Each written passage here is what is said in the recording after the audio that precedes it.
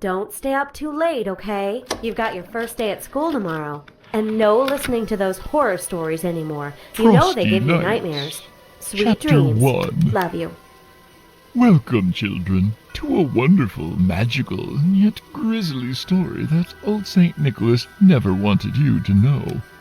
This story takes us back a long, long time ago, when old Nicholas still had flecks of ginger in his beard. We'll just call him by what everyone today know him as, Santa. We will start from the very beginning, when Santa was still scouring the world for the perfect place to build his workshop. He found none better than the North Pole, where magic seeped readily from the earth.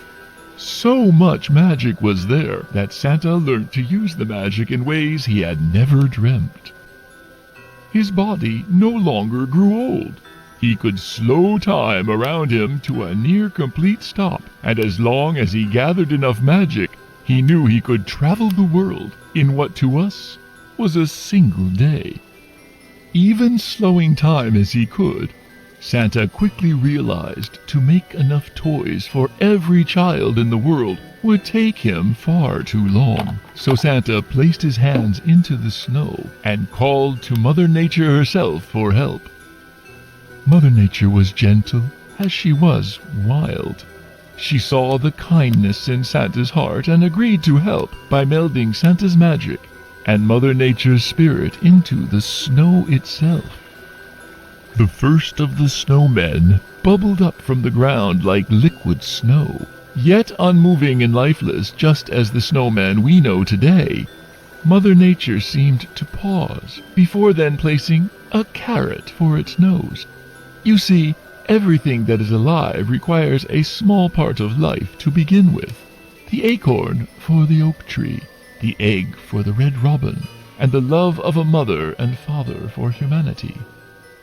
The carrot twitched, and ever so slowly eyes within the sphere of snow began to appear, and opened for the first time. Santa slanted his head to the side in a curious thinking gaze as he took off his scarf and hat and placed it upon the snowman. Taking a step back, he looked again and smiled. The snowman smiled back. As Santa the father and Mother Nature as the mother, the snowmen were all too happy to help Santa build his workshop and all the toys for every child in the world.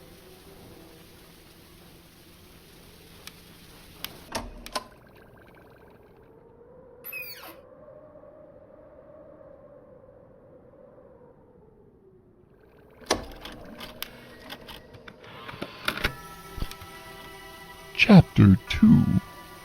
Many years had passed, and children throughout the world had Christmas within their hearts. Santa had delivered toys year after year to the children of the world, and the world was a better place for it. However, there were children who were not happy with Santa's toys alone, and demanded more and more. The parents of many of these children succumbed to their child's wishes and began to buy more and more as each year passed. Each year more and more trees were getting cut down, toy factories could not keep up with the demand, and forests were not being replanted and regrown as Santa did with his magic. Mother Nature watched as the birds, squirrels, deer, bears, and countless more of her children were left homeless and died.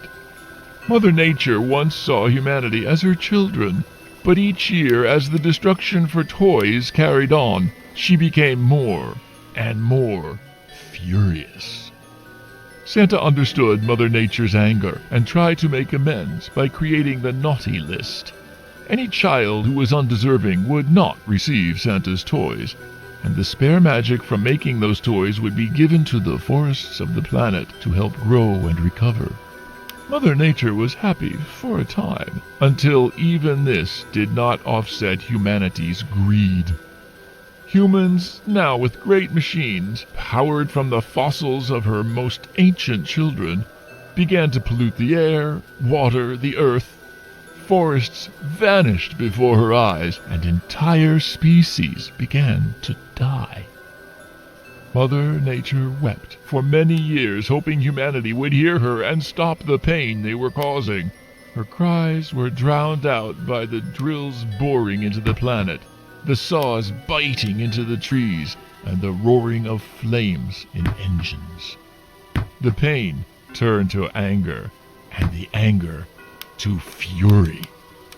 Santa was helpless as Mother Nature's suffering began to warp the minds of the snowmen. One by one, they stopped working on toys and slowly but surely faded into the distance as they left the workshop behind. Santa eventually found the elves high up in the mountains that were glad to be of help to Santa. However, our story is with the snowmen and not Santa.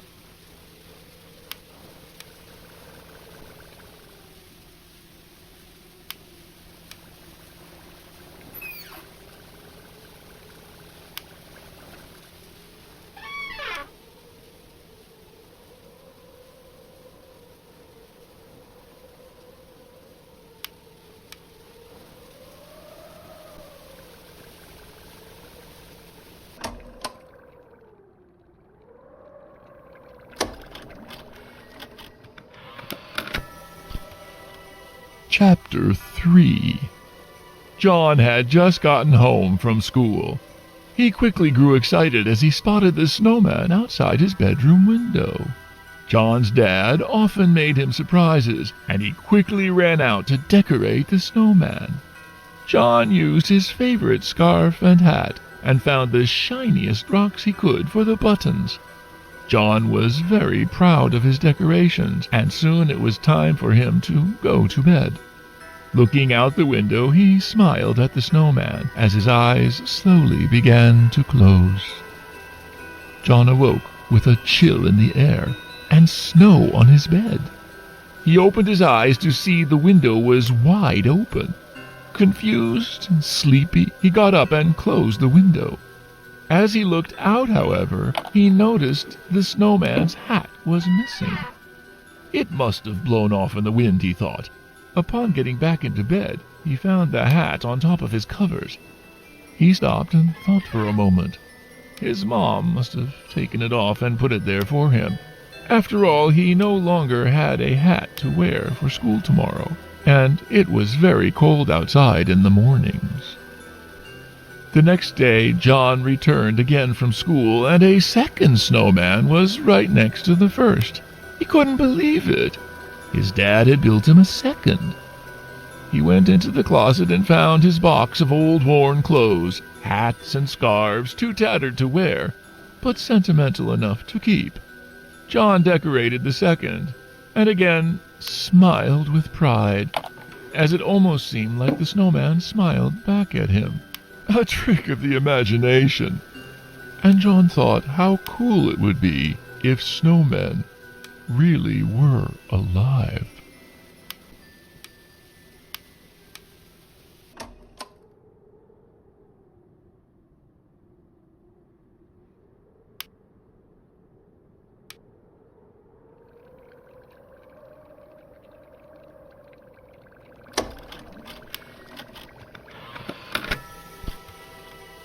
Chapter 4. The sound of snow-filled wind blowing through the room, the screech of an open window hinge as it bangs to and fro. John opens his eyes once again, tiredly shuffling out of bed to close his window. John freezes as his hand reaches for the latch. Only one of the two snowmen are outside his window. Why has someone moved it? John hears a dripping sound coming from his closet. John may only be a child, but he's never been scared of the dark or monsters. He's too clever to believe in fairy tales, so why would monsters be any more real than those? He heads over to the closet, and with a gentle pull, begins to open the door.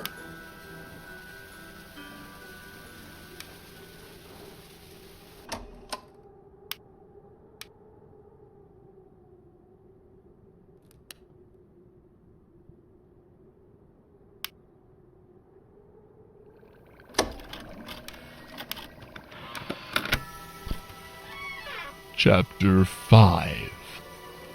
John's vision begins to adjust into the darkness from staring at the bright moonlight outside. Nothing. His closet is empty besides a few boxes. The dripping sound continues, though, so he steps inside to try and listen to where it's coming from. As he does so, he hears a loud thud near his still open window. John pokes his head out of the closet, and there in front of the window is the snowman that only a minute ago was standing outside. The snowman is different, lifelike, with sharp, pointed teeth, and a hungry grin curling more and more to the sides as it starts to move closer. John is frozen in fear. He doesn't understand. There is no logical explanation. He slowly backs away, further into the closet. He feels something wet on his head. Drip, drop, drip, drop. As John looks up, the missing snowman is on the ceiling, holding itself up with big, branched arms.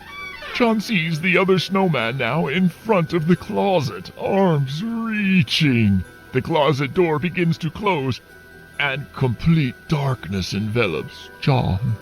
Rough, knotted branch fingers wrap around John's head, and a gruesome snap and popping sound echoes through the room from that dark closet.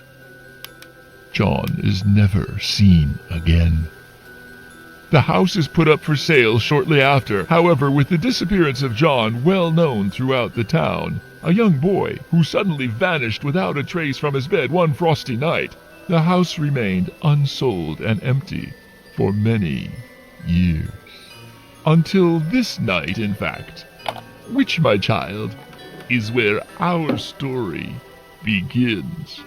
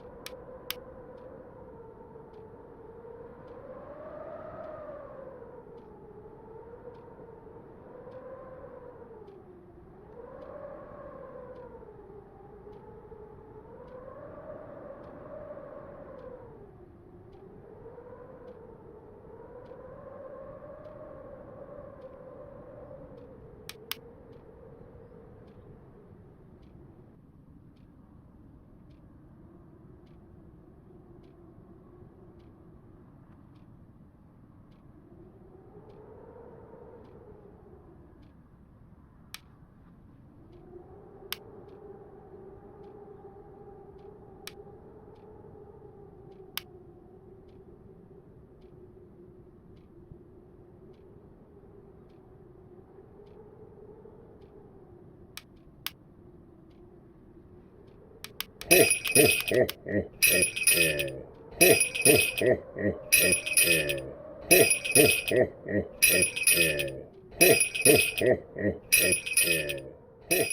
ho.